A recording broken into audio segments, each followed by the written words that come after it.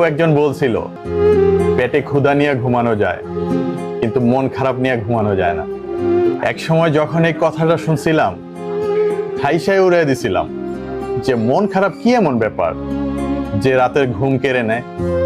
কিন্তু এখন বুঝি মন খারাপ মানে শুধু কষ্ট নয়, এটা এক ধরনের অজানা ভার, বুকের ভিতর জমে থাকা না বলা কষ্ট, একা হয়ে যাওয়ার চাপ।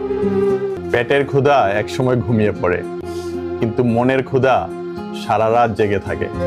মন খারাপের সময়গুলোতে পৃথিবীটা অনেক দূরের মনে হয়, কাছের মানুষগুলো অনেক অচেনা হয়ে যায়। তাই আজকাল রাতে ঘুম আসে না ঠিকঠাক, ঘুমাতে গেলেও মনের ভিতর যুদ্ধ শুরু হয় নিজেকে বুঝানোর। বিশ্বাস করেন, পেটের ক্ষুধা সহ্য করা অনেক সহজ, কিন্তু মনের কষ্টগুলো মানুষকে জীবন্ত লাশ বানিয়ে দেয়।